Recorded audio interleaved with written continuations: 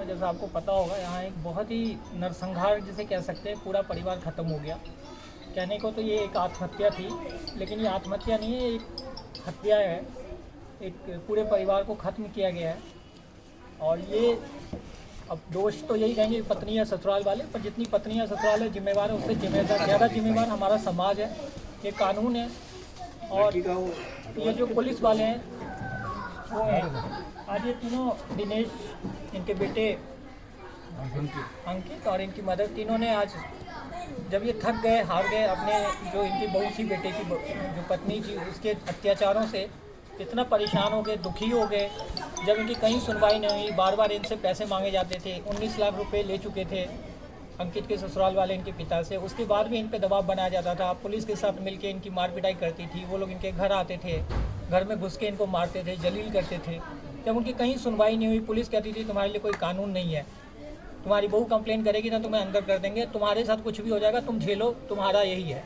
तो अंत में उसने कहा जब कोई कानून नहीं है, जब मेरा मान सम्मान यहाँ बचेगा नहीं, तो उन्होंने अपना पूरा परिवार ख़त्म कर दिया। अब उनके परिवार में कोई नहीं बचा है, सिर्फ एक मैरिड उनकी बेटी थी जो उस घर में नहीं थी, वो बची हुई है हमारे साथ हैं। क्या नाम है आपका?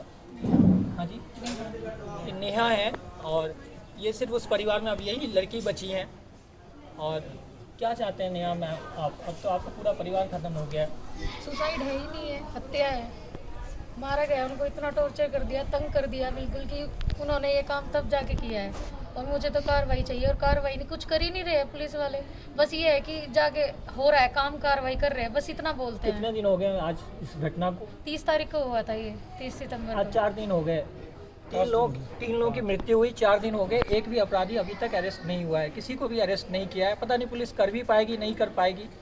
कर भी पाएगी तो पता नहीं 2 दिन में जमानत लेंगे, छूट जाएंगे। हज़ारों ऐसे केस हुए हैं, हज़ारों मर्द मरे हैं, हज़ारों पुरुष मरे हैं, आज तक तो किसी को सज़ा हुई नहीं। और पता नहीं आज भी होगी कि नहीं होगी, क्योंकि हमारा समाज थक चुका है। हमने चूड़ियाँ पहन ली है, हमें एक मर्द की मौत पे आंसू नहीं बहते हैं। अगर यही एक महिला मरी होती तो हम आंसू भरते, एक बहू मरी होती तो पूरा यूनाइटेड नेशन तक हिल जाता। लेकिन क्या ये औरत महिला नहीं थी?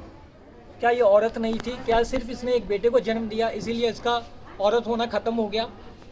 आज आपके पास क्या मुख्यमंत्री जी आए हैं हरियाणा के?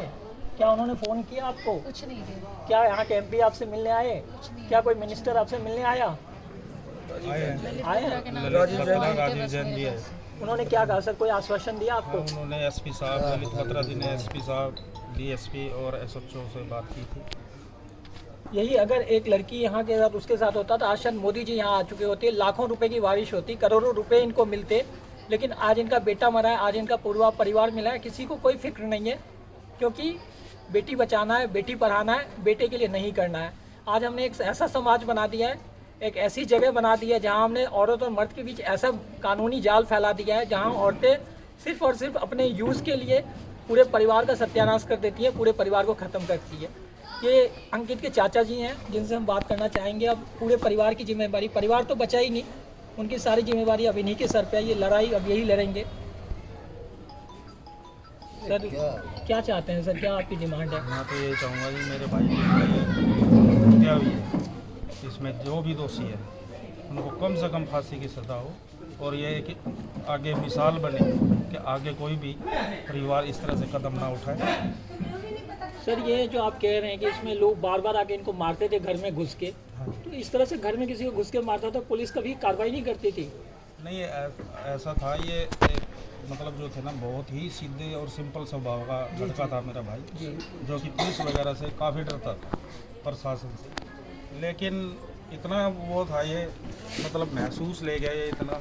अगर कार्रवाई पुलिस अच्छी करती तो शायद आज वो आपने बताया था कि जब उस दिन आए थे तो इन्होंने मार पिटाई की थी, कुछ पड़ोसी आए थे बचा के ले गए। हाँ जी, हमारे पड़ोसी आए थे। ये कौन थे वो? ये अपने पड़ोसी हैं सभी। इनकी मिसेज ने, मतलब एक औरत होते हुए उनको मेरे भाई के ऊपर लेट गई है ताकि उसको ना लगे, चोट ना लगे। उन्होंने यहाँ तक आ गया, अभी इसको जान से मारोगे क्या? जब वो मौका देख के वो निकल गया। और फिर बेटा हमारा अंदर बंद किया हुआ था, जिनको हमारे ही पड़ोसियों ने बचा के यहाँ से निकाला और वो अपनी जान बचा सके। लेकिन उसके बाद में उनकी कहीं भी सुनवाई नहीं, उनके बारे में कोई मतलब वो नहीं हुआ। पुलिस ने इतनी हरासमेंट की और उन्होंने अगर पुलिस सही कदम उसी टाइम पे उठा लेती तो शायद आप। सर आज अंकित का एक 4 साल का बेटा है, आपका वंश है वो, बिल्कुल आप क्या चाहते हैं, वो बेटा आपके पास होना चाहिए? मैं चाहूँगा हमारी ये बेटी उसको लेना चाह रही है, आप लेना चाह रहे हैं उस बच्चे को? क्या ये कानून देगा? एक अपराधी माँ जो है वो बच्चे को एक अपराधी बनाएगी। तो अगर पिता की ऐसी सिचुएशन कर दी गई है कि पिता को सुसाइड करना पड़ा, तो आज उनकी बहन है वो कहती है कि वो मेरे भाई का अंश है, हमारे परिवार का इकलौता वारिस है और आज हमें वो बेटा चाहिए। क्या हमारा कानून इन्हें देगा वो बच्चा? और अगर नहीं देगा तो फिर ये हमारी जिम्मेवारी है कि हम उस बच्चे को उसका सही हक दिलाएं। जो उसके बाप का हक है, जो उसके बाप का नाम है, वो उस बच्चे को मिलना चाहिए, ना कि वो एक अपराधी माँ के साथ पले, उस माँ के साथ जिसने अपने सुहाग की हत्या कर दी, जिसने अपने ससुर की हत्या कर दी, जो इतनी बेशरम औरत है कि उसने पैसे के लिए, जिस मर्द ने उसके मांग में सिंदूर भरा, उसने उस सिंदूर को उजाड़ दिया। ऐसी मर्द को अगर कानून सजा नहीं देता है तो पत्थर से मार मार के उसको 20 सड़क पे मार मार के उसको, हमें इस समाज को सजा देनी चाहिए। तभी जाके ऐसी औरतों को एक सबक मिलेगा और तभी जाके इस तरह की जो मृत्यु हो रही है और जो हमारे समाज का विघटन हो रहा है वो रुकेगा। और सर, अगर ये लोग अरेस्ट नहीं होते तो आप क्या करेंगे? अरेस्ट नहीं होते हैं तो हमारा तो कदम यही होगा, हम चाहेंगे कि वो जल्दी से जल्दी अरेस्ट हो और उनको सज़ा मिले। अगर सर आपको सजा, इंसाफ नहीं मिलता है कानून से, तो आप क्या करेंगे सर? चुप बैठेंगे या फिर आप अपना कानून अपनी लड़ाई और आगे लड़ेंगे, हम इंसाफ मांग के रहेंगे, आंदोलन करेंगे जितना हमारे से हो सकेगा आंदोलन करेंगे। मैडम आप क्या कह रहे हैं? अगर आपको इंसाफ नहीं मिलेगा तो क्या करेंगे?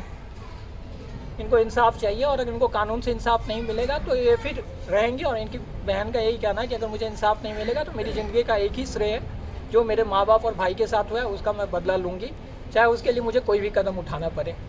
मैं आप सबसे अनुरोध करता हूँ कि समाज में जागरूकता फैलाइए, इस तरह की दुर्भावना को मत भड़काइए। जहाँ एक औरत आती है, झूठे आरोप लगाती है, सिर्फ एक महिला है इसीलिए उसकी बात पे विश्वास मत कीजिए। जहाँ सही है, जहाँ महिला के साथ गलत हो रहा है, आवाज़ उठाइए। लेकिन जहाँ एक महिला गलत कर रही है, अपने अधिकारों का गलत फ़ायदा उठा रही है, वहाँ उसका विरोध कीजिए। अगर कोई इस तरह का विक्टिम है तो हमसे संपर्क करे या फिर आवाज़ उठाए। सुसाइड मत कीजिए। सुसाइड से कभी भी किसी समस्या का समाधान नहीं होता है। मरने के बाद कोई आपको इंसाफ नहीं देगा। जी के आप 1000 तरह से इंसाफ ले सकते हैं। सुसाइड मत कीजिए। कभी भी ऐसी दिक्कत हो आप हमारी हेल्पलाइन पे फ़ोन करिए। बहुत सारे रास्ते हैं, मुश्किल है पर इतना कोई कानून इतना भी अंधा नहीं है, इसीलिए सुसाइड मत कीजिए। मैं आप सबसे यही रिक्वेस्ट करता हूँ, किसी के भी साथ ऐसी दिक्कत है, कभी भी अपना जीवन खत्म नहीं करना है, लड़ाई ज़रूर लड़नी है। बाकी हम आपको बताते हैं अगर इस केस में कुछ भी आगे होता है और हमें न्याय मिलती है, हम और इस परिवार की हमें पूरी मदद करनी है, चाहे वो आर्थिक रूप से हो, चाहे इनको लीगल हेल्प चाहिए होगा, चाहे इनके साथ हमें खड़ा होना पड़ेगा, चाहे हमें धरने पे बैठना पड़े, सड़क पे बैठना पड़े, इस परिवार की न्याय लेने में हमें पूरी मदद करनी है। धन्यवाद। ये अंकित के कुछ पड़ोसी हैं और कई बार इसके जो ससुराल वाले आते थे, इनके घर आते थे बातचीत करने के लिए। गली मोहल्ले के लोग यही सोचते थे रिश्तेदार हैं, घर में जा रहे हैं, और वो अंदर घर बंद करके पूरे परिवार को गरासे लेके आते थे, लाठी लेके आते थे, पूरा हुजूम बना के आते थे और घर में घुसते थे पहले और ऐसे ही बातचीत के बहाने और फिर घर बंद करके पूरे परिवार को मारते थे। अब वो लोग शर्म के मारे कि समाज क्या कहेगा, लोग क्या कहेंगे, बर्दाश्त करते थे। लेकिन जब एक हद से ज़्यादा हो गया, जब इन्होंने गरासों से, लाठी से उनको मारना शुरू कर दिया, तब जब अंदर से आवाज़ आई कि ये पड़ोसी थी औरतें, ये लोग गई बचाने के लिए। बताइए मैडम क्या हुआ था? हाँ जी, वो तो डंडे ले रहे थे, फिर जैसे उनकी लड़ाई हुई और दिनेश को अभी मारने लगे तो फिर मैं उनके ऊपर गिर गई। आपको भी चोट लगी? हाँ, फिर क्योंकि मैं ऊपर लेट गई थी। बताइए इन महिला को डंडा मारा उन्होंने, अगर ये बचाने गई थी तो इनको मारा है, इनको चोट लगी है, इनकी कोई सुनवाई नहीं है, ये महिला नहीं है। इन्हें बचाया तो इनका भी मारा है। रेखा शर्मा जी देख लीजिए, आपका महिला आयोग, ठीक है, महिलाओं पे डंडे गिर रहे हैं और कुछ कार्रवाई नहीं हो रही है। पता नहीं कौन सा महिला आयोग खोला हुआ है मैडम आपने?